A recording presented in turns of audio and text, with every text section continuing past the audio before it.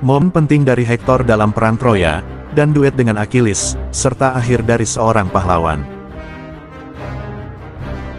Berdasarkan dari Iliad karya dari Homer, Hektor pernah bertarung 1 lawan 1 dengan Ajax Sang Agung. Pertarungan berlangsung lama dan tanpa pemenang, hingga akhirnya mereka memutuskan untuk bertukar hadiah, sebagai tanda hormat ksatria.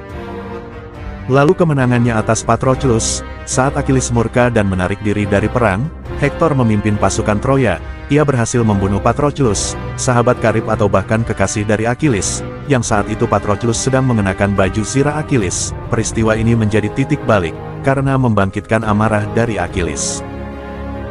Dan pertemuan terakhir dengan Andromache, salah satu adegan paling terkenal dalam kisah Hektor, adalah ketika Hektor berpamitan dengan istrinya, Andromache dan bayinya, Astyanax. Ia tahu bahwa ia mungkin tidak akan kembali, namun, ia tetap maju ke medan perang. Adegan ini sering dianggap sebagai potret ksatria yang paling manusiawi dalam sejarah epik Yunani.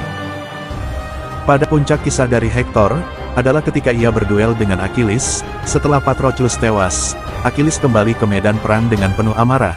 Troya gentar, dan Hektor berdiri sendirian di luar gerbang kota, bersiap untuk menunggu musuh terbesarnya. Pada awalnya, Hektor dilanda rasa takut, dan sempat melarikan diri mengitari tembok Troya. Namun, pada akhirnya ia memilih untuk menghadapi takdirnya. Dalam duel itu, Hektor bertarung dengan gagah, tetapi Achilles lebih unggul berkat perlengkapan baru, yang konon, perlengkapan ini ditempa oleh dewa Hephaestus.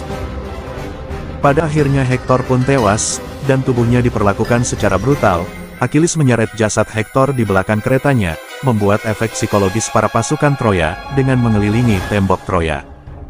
Meski begitu, kisah ini masih berlanjut, dengan Priam, ayah dari Hektor, raja tua dari Troya yang datang secara pribadi ke tenda Achilles, untuk memohon melepaskan jenazah putranya. Achilles yang tergerak oleh penderitaan sang raja tua, akhirnya mengembalikan jasad Hektor, untuk dimakamkan dengan layak.